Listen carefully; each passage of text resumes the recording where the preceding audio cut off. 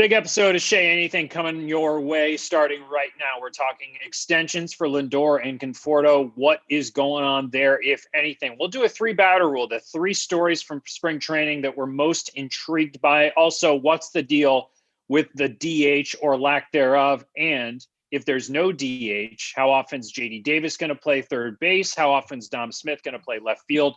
We discuss all of it. It starts right now.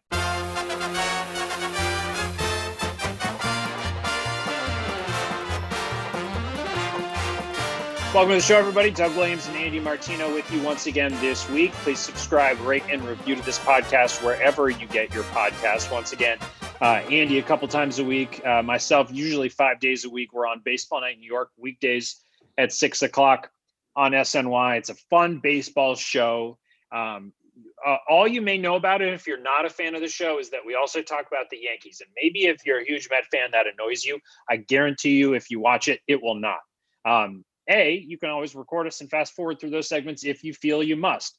But B, watch them, and I feel like you'll enjoy them. They're almost always fast-paced, and we have a good time with the show, and we talk big baseball stories as well. I think it's good content for everybody. Speaking of everybody, Andy, is everybody going to get an extension? Is Lindor going to get an extension? Is Conforto going to get an extension? I know you are absolutely fired up to talk about this everything that's going on today. So get into it. I just think that we've talked about this before, the extension thing has become this weird obsession. I think I understand where it's coming from, and that Mets fans or some Mets fans seem to want evidence it's going to be different with Steve Cohen around. Like, we don't have to lose our players or those kind of, not that they always did. The Mets kept David Wright, for example, lost Jose Reyes. But it's like the Met fan wants to continually be reassured that Steve Cohen really is a rich guy who's going to be doing these things. So it feels like when we talk about Conforto and Lindor, and this is me trying to be empathetic to the obsession, it seems like when we're talking about these guys, we're talking about more than just those players. We're talking about, is this really going to be a different way of doing business for the team? So those particular negotiations with those two players seem to take on this extra weight and meaning to a lot of fans, which, I mean, frankly, it's too much. It's like, maybe they will, maybe they won't. Maybe those guys will be free agents and they'll have a different shortstop or a different right fielder or not. Like, they'll figure it out. These things play out. I just feel like it's become this, like, now when Conforto's got to be on a Zoom, and the reporters are doing their job. I'm one of them. And it's like, have you talked yet? Like, no, God. It's like, it's an interesting situation where this is being asked about every day. Nothing new under the sun. Really, truly nothing new, nor should there be. That will change any minute, hour, day. They'll talk. Maybe one of the two players will come to an agreement with the Mets. Probably one of the two players, at least. But it's hard to predict how it's going to play out until they start talking, which they haven't yet. I have a feel for what it's going to take to sign each player. But like I said, it's just dominating the conversation around. Well, tell us about that. Can you expand on that a little bit? You have a feeling what it's going to take to extend each player? Well, like we've discussed, like Conforto would probably think of himself as a borderline $200 million player. And Lindor would be looking in the neighborhood of 300. So that's a lot, man. Both of those are richer contracts than anything the Mets have ever done. Not that has to be the bar. Times change and contract values go up, but also would be hard in terms of limiting future flexibility, I'm sure, for Sandy Alderson to swallow. So there are factors with each one, but the Mets do know that their fans want to see some action here on one of those two fronts at least. So we're going to see it. Something about, for most listeners, this will mean nothing to you, but there's something about Andy's lighting on Zoom today that makes you look a little bit red, like you're about to explode with anger, or I'm like calm. You've got it's like you've got from the wrong angle. I think it's like you've got like one of those lamps that like a high school cafeteria puts above their French fries and hot food. That's kind of the shade of red. So you're calm. Our first topic didn't anger you to the point where the color of your skin changed briefly. No, my skin is just as just as blandly uninteresting looking as it always has been throughout my entire life, not extra red or anything. I am not mad. I find the most interesting thing about these extension topics to be how emotional some are about it, as I've just detailed. But anyway, there's no news to report. There's no new news about this as of this taping. Okay. Let's move to the 3-batter rule. We'll spend some time on this. Do you want me to go first, Andy, with my 3 storylines that intrigue me from spring training? After you. I came up with these long ago in hours and hours of prep, and definitely didn't do it when Jeff reminded me about this subject as we were preparing the Zoom. So here's what I got. I'll start with number 1, and what I wrote this down as is Jonathan VR/depth. I saw him hit that home run this weekend, and I thought, wow, that's a pretty good player that, is a level of player that would have started on like 10 of the last 12 Mets teams. There was a time where the Mets were signing Alejandro De Aza for depth. That's the type of player that Sandy's been working with in the past at that level. Jonathan VR is at a different level. So what I'm curious to see is we have a locked-in lineup that obviously we're talking about on the show and on Baseball Night New York, where like who's going to bat leadoff, who's going to bat third. But there's also this group of really good players that the Mets have to play with that I'm curious to see how often they're mixed in. And VR being one of them, because I think he's really talented. We'll see how often he plays. And somebody like him and Guillorme certainly get into the mix at third base if JD Davis has any issues defensively. So we'll see how that plays out. Second one is extensions. And I know we just talked about it, but it's impossible to leave off my list, at least in my opinion, because of the amount of money that you just mentioned. I mean, it's $500 million potentially between 2 players. That's true. So like it would be malpractice, in my opinion, to say that that's not one of the most intriguing things. Like how JD Davis's arm looks at third in 5 years will seem very unimportant when Lindor's in year 5 of a $312 million deal. You know what I'm saying? So like I'm trying not to get caught up too much in the day-to-day spring training, but because especially when I look at a topic like that, I'm like, that's what's really important. The third one, speaking of day-to-day spring training, is really the only Mets player whose results on a day-to-day process matter, which is Pete Alonso. I think that if he has his mojo in spring training and is really playing well, that kind of reminds us and reminds me and might remind his teammates of the player that he can be, and might mean something significant for whether this team can compete for a World Series in 2021. Like if he is the no doubt cleanup hitter, then you have a bunch of other toys you can play with in other roles, and he's a 50 home run guy again. That's a scary lineup. So those are the big 3 for me. What about you? Those are good. To me, the only players whose results I think I'm really interested in watching, because I don't really know who they're going to be, are Dylan Betances and Edwin Diaz. Obviously, extremely. I mean, you could throw Familia in there, but I've pretty much, I think, moved on from thinking he's going to be much more than what we've seen over the past couple of years. So I think Betances and Diaz are the ones with upside who could really be impactful and could really potentially derail the team, especially Diaz, if they're not good. The early returns have been pretty good. Betances gave up a couple runs several days ago. I lose track of days once baseball starts. And I think they had to roll over the inning on him before he got 3 outs. But there was some bad defense behind him. And most notably with Betances, he was throwing 91 to 94 out of the gate in spring training. Some of his really good years with the Yankees, when he got to 98, he was at 89, 91 at first in spring training. He builds up his velocity into the summer.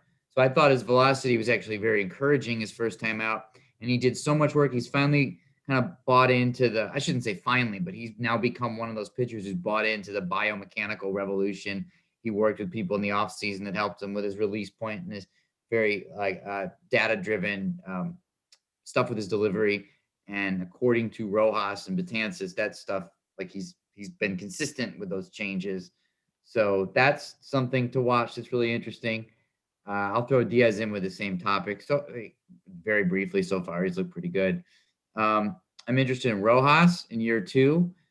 He's a guy I think that's impossible not to root for.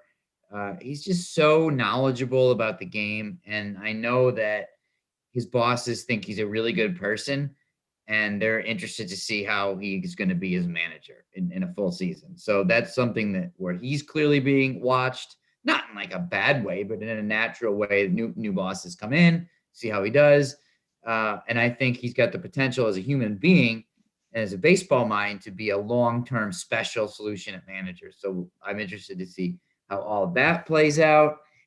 And I have to have one more, don't I? Carrasco. I asked Rojas. I was going to say this one. I asked Rojas this morning about Carrasco and Walker and if they have time to stretch out before opening day. They're both starting a little late. Obviously, haven't pitched yet. There's a schedule, but like there's a reason why spring training is 6 weeks. So starting pitchers can get stretched out, and these guys aren't starting until almost mid-March. So it's like, are they really going to be ready, even though they're healthy? And Rojas said he's confident. He said he was talking to Jeremy Hefner, the coaches. They have a plan. They're confident that those two pitchers will be ready for opening day.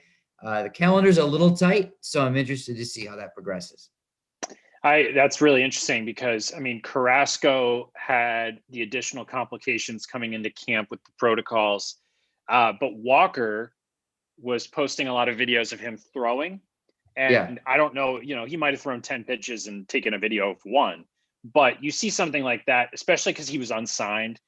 And like with Walker, I bet you he was in a rigorous throwing program because he didn't know when he was going to get thrust into a situation. So maybe different confidence levels with the two of them. I really am intrigued by your point about Rojas, because as you were making that point and you said, his bosses think he's a nice guy and are curious to see how that translates. Like I'm imagining Steve Cohen, who, I have no idea if this is true, but I do imagine him, at .72, berating, employees to get the best out of them and that kind of thing. Like that's the kind of leader that he is.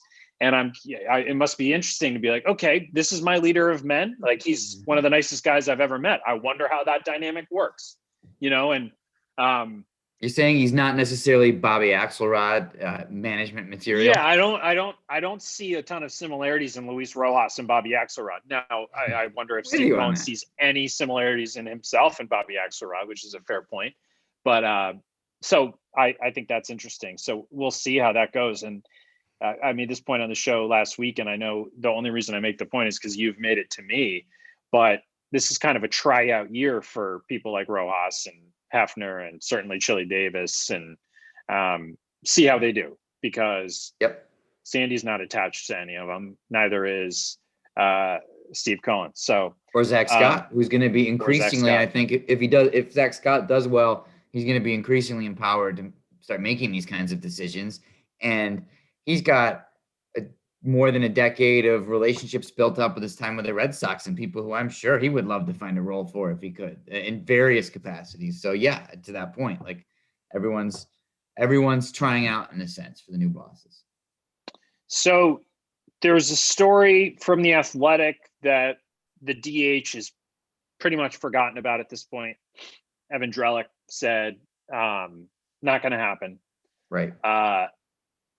But I try to have a filter, again, based basically off of conversations with you in the past, especially last year with the Pro Ratasaurus Rex. Try and have a filter of like, well, the season hasn't started yet, so don't listen to this. Not that I don't trust Evan Drellick's reporting. It's more that I don't trust the people who are telling him stuff. Not that they're untrustworthy either, just that both sides are in a negotiation that even when it's not ongoing is ongoing. So do you think that we should listen to something like that and be like, yeah, there is really not going to be a DH, or what would you say to the people who are still holding out hope? I can tell you that I talked to a lot of the same people that Evan talked to that day. Probably, I don't know his sources, but I can imagine I talked to people. I was working on that day, and then he kind of beat me to it. But I had, like, by kind of breaking the story, but I had some of those same conversations and picked up on the same definite sense that it's a dead issue right now. And the reason is that the players don't believe that there should be a negotiation. They're actually technically right about this in this sense. There's a CBA. It doesn't expire until December 1st. Why is there any pressure on one party to open up that CBA like randomly to negotiate these new things? That's their perspective, and that's true. Like obviously that'd be like them going to you, Doug, like a company going to you and being like, I know your deal's not up till whenever, but how about X, Y, and Z? Like, what? Deal's not up. That's what the players think. There are some people, some agents on the players' side that I've talked to who aren't in with like the union line on that. And obviously the league feels this way, and that they say like, all right, sure, but if everyone agrees that the DH is probably in the best interest of the game, like it's an indictment of both sides that they just can't get together and do it.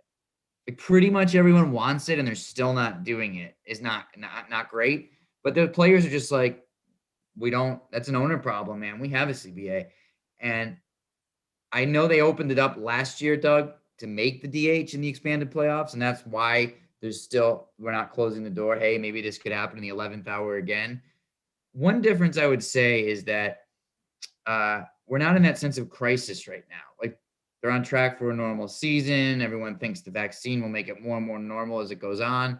Last March and then again in June, there was like, oh my God, we're in a national emergency. Let's all talk about how to make this work. Different mindset, right? Whereas right now it's like we're about to start a season. CBA ends in December. What are we talking about? Yeah.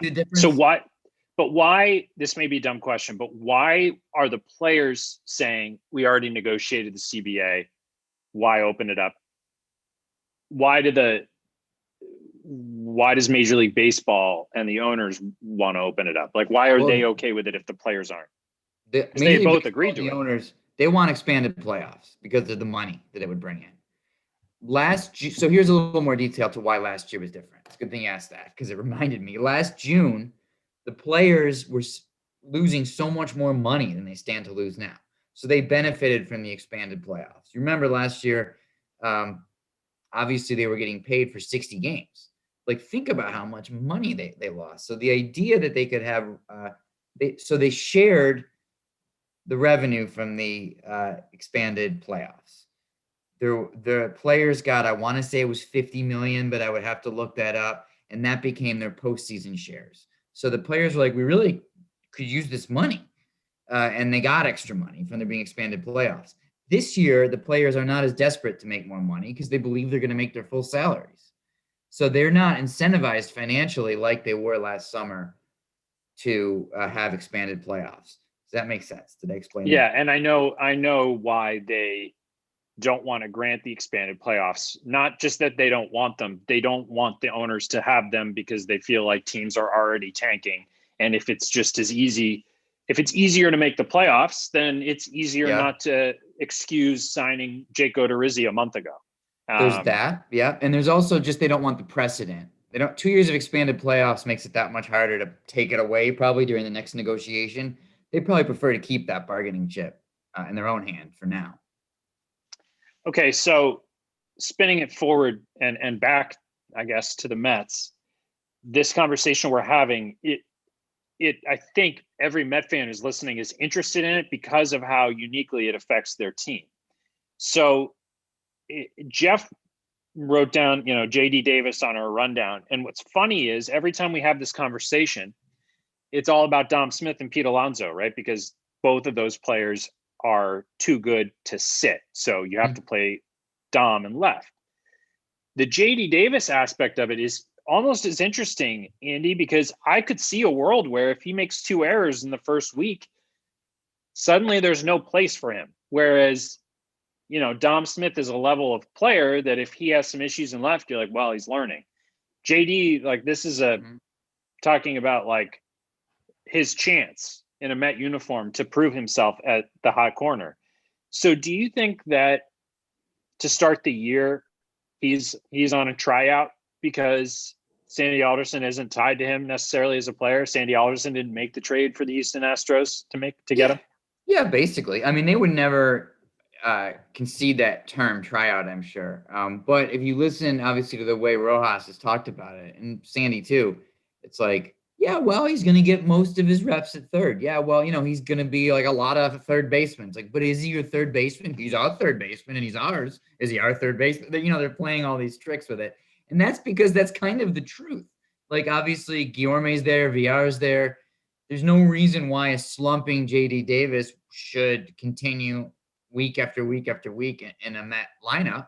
They're leaving themselves some wiggle room for sure to see how it plays out. He's obviously a good enough hitter to grab that job and keep it if he is at his best. And then you live with the defense. But that might be tough to live with the defense. Mets defense is really going to be problematic this year. And to have a weak link is just going to make it that much harder. So we'll see. I picture the Mets scoring a lot of runs, and I do not picture a team that really hates having Luis Guillorme or Jonathan VR batting eighth. Probably not.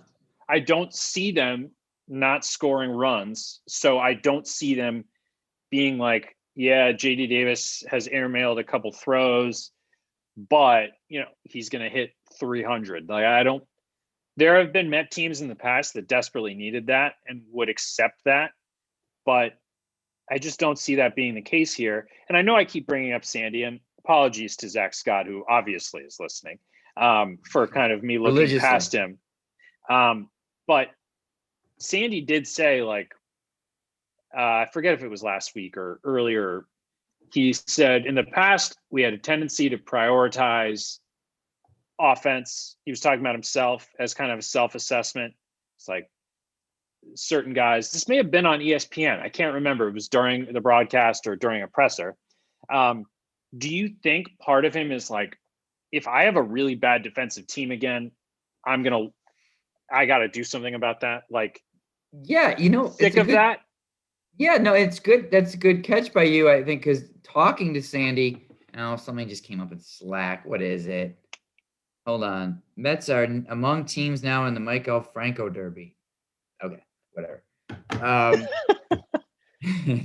But anyway, your question about Sandy and defense was a good one because he's spoken about this. You may or may not have noticed this, but like a few times, and I asked one of the questions recently to him in a Zoom, and other people have gotten this out of him too, I think. Like when he's asked about like what he's learned and what he would like maybe change about his approach, he talks about how he used to completely devalue defense, and now he understands it has to be a little bit more of a balance. Like the famous Moneyball teams with like Jeremy Giambi in left field, like that's kind of Sandy was gone by then, but it's kind of an outgrowth of his philosophy. Put the best on base guy and offensive player at each position.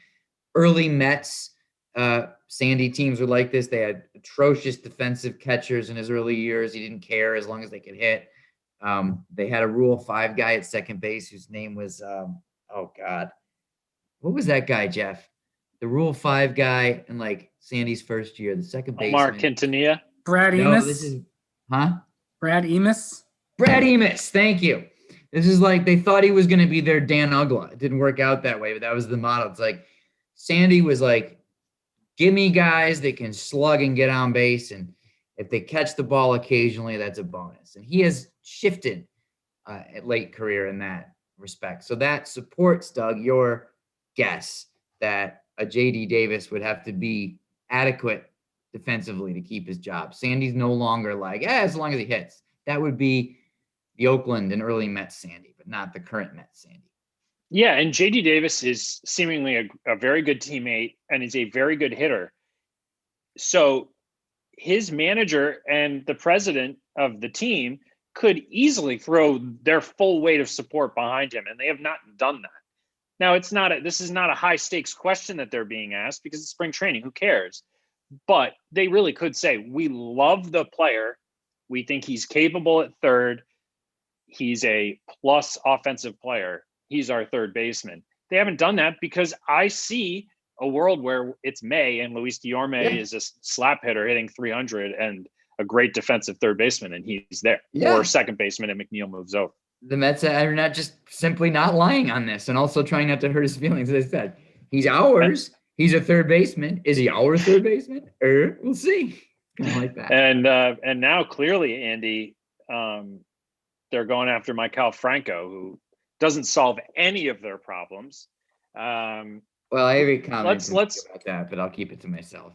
Let's spend the next half hour discussing that possibility and what it would mean to the Mets moving forward.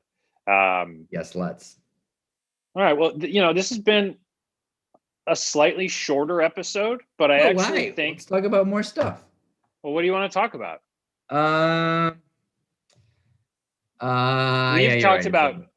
We went through both of our lists of things that interest us. We did that. We did the DH. We did Who's on Third with I forgot to name that segment. If you just rewind in your heads. Let's talk about more extensions. What? You want to talk Noah Syndergaard and Marcus Stroman extensions? One sounds possible. One seems less likely because Sandy seemed to. I don't think he was trying to slight Stroman, but it was like, anyone else, Sandy? No one comes to mind. So I think that was a little revealing about the Stroman situation. So you think Syndergaard's more likely? Sorry, continue.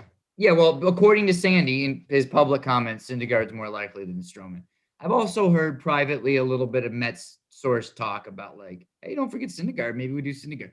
They probably see a potential opportunity to scoop up a high ceiling talent, buy low a little bit there, see if he bites. That would be my guess. So we'll see what happens there. I have a feeling Stroman's gonna have a big year.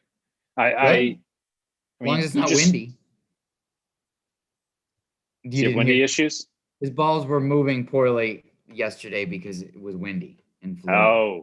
Oh, yeah. I had a bad show last week. Big year. I had a bad show last week, and it was windy. It was windy. Listen, what'd you do on Saturday night? Wow, not even on the rundown, and you're throwing it in there. Nothing. No, but literally. You were alive on Saturday night. Yeah, no, I was alive. Let's see. I don't think I did anything though. Like, what could I have done? I didn't go anywhere, so I must have watched something. Movie? Yeah, I must have. Yeah, I must have had dinner. But you don't know what. Wow. It just doesn't exist. Like in my brain. Yeah, I've had those. It's depressing. Well, what did you do? And let me think. I'll try and I listen. didn't bring this up to tell you this, but now I realize that you're going to make fun of what I did. Literally, it was about 6:30. We were bored all day in the house pretty much. My son was restless, so we did have a little dance party in the living room to work out some of his energy. And then we watched Coming to America, the sequel, which I was disappointed by. High expectations. A lot of sequels do disappoint. It didn't deliver. I'm trying to go through like my texts from Saturday to see if maybe, there's anything. Nothing. Like I didn't exist. I think we've been watching a couple docuseries. The dinner would really be helpful if I remembered what we ate, but I don't. Oh, I do remember what we ate. We got some barbecue. There you go. Takeout. But everything around I can see myself eating like the biscuits and the fried chicken, but everything around it in terms of the apartment, I don't know. It's a really haunting comment on the state of human existence that we can just lose an entire night that was only it's 48 gone. hours it's ago. Gone. And we only have so many of these in our lives, and one of them is just gone. I can't imagine why Jeff wants us to wrap. On that note, yeah, let's wrap, Jeff. Sure. Good suggestion. Thanks for listening, everybody. We will be back with you next week. Andy, we appreciate it. And we'll talk to you then, everybody. I appreciate you. Thank you.